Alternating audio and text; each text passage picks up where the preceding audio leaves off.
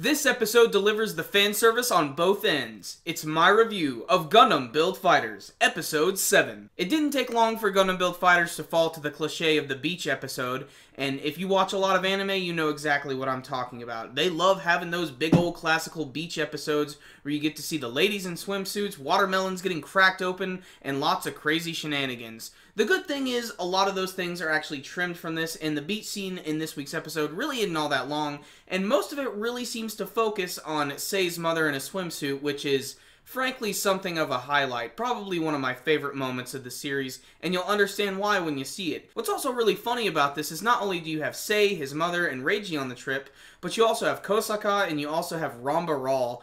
And, you know, I still don't know what Ramba Ral's relationship is to this family. I don't know, like, if he's just a really close friend of theirs, or if they're related in any sense, or if he's just some dude who's, like, really obsessed with Gunpla. But the point is, he always seems to be joining them, and he actually comes with them on this beach trip. And I love the scene where he reacts to Sei's mother in a swimsuit, and the dirty look that Sei gives him. It's pretty damn hilarious. And I nearly pissed myself with laughter when you get to see that Mr. Ral was buried in sand, and they made it look like his classic goof from Mobile Suit Gundam wrapped around him. That was truly one of the best moments of the series right there. One thing that's really interesting about this beach scene is that Sei is still sort of curious about what the deal with Reiji is, and Mr. Ral actually brings up the fact that he might be from the colonies, and that's where the conversation ends. What's the deal with that, man? I want to know what's up with that. Are there colonies that they're not telling us about? There's obviously a lot of things in this series that they're not telling everybody, and I think that's what's going to make the climax of this series really interesting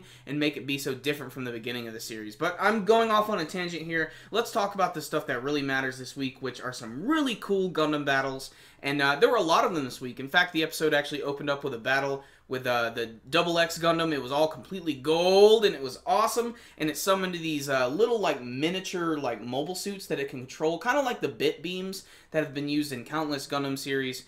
But Reiji and Sei just stomp all over them with the Build Gundam Mark II, and in the second half of the episode, we get to see that another character that reappeared earlier in the series is back again, and that is Mao, and they see him at this little, like, inn that they're going to be staying in for the night.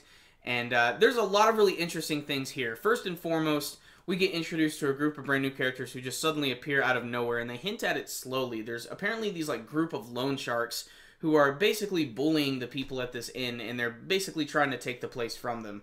And this one guy who's like this leader of the group, he's like this big, tough guy, real stereotypical kind of Japanese gangster-looking dude. Apparently, he knows Mr. Ral, and he used to be like an awesome Gunpla battler. And because of this, the only way they're going to be able to settle this is with a Gunpla battle. And this is both hilarious and just awesome at the same time, because they're playing it completely straight, which is definitely one of the best things about the series, because they never really seem to break away. The good thing about this is we're going to have a team-up battle that's going to be Mao piloting his Gundam X Mao, and we're also going to have Rei and Seiji using their Build Gundam Mark II. And they're going to get to fight against this guy's really badass mobile armor. And the minute I saw it, I just screamed its name. It is the Opsilis from the 8th MS team, which is probably my absolute favorite Gundam series. You know, it's really debatable for me, but I mean, this is definitely the one that I've rewatched the most. And there's just something about this one. Watch this one even if you're not a Gundam fan. You will get something out of it. It is great. So even though the Absolus is really awesome and super powerful and is basically a giant technodrome of doom, it really isn't going to be able to win the battle because Mao has a secret weapon. Now in the last episode we saw him fighting against Sei in their mines. He had this like giant particle beam that he could use. He'd get power from the moon. And in this episode there is no moon, but he's still able to fire this beam. Why? He's keeping that a mystery for now, and that's just going to keep us guessing.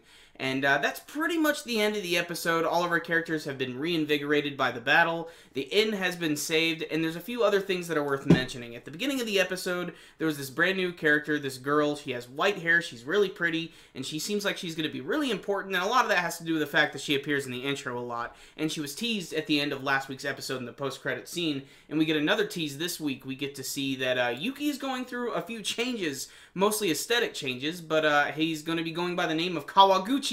And I'm not really sure why that is, and it looks like he's going to be a little bit more important to the story now, and maybe this is going to be like his first Char transformation of sorts.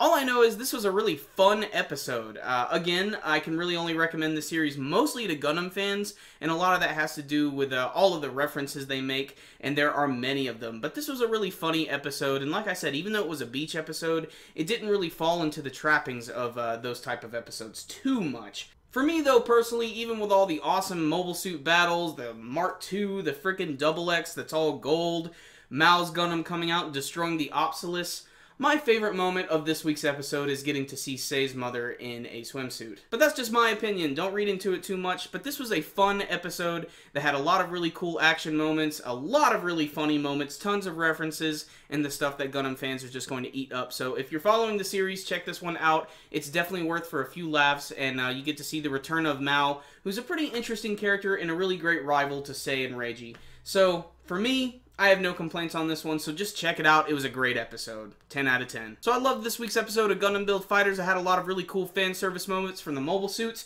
and from the ladies. So if you guys liked this week's episode, you can let me know what you thought about it with your comments below. Did you have any favorite moments? And what are you looking forward to seeing in Gundam Build Fighters? You can let me know with your comments below. Remember guys, before you leave, hit the like button. Give this video a thumbs up. It's one of the best ways to support our videos.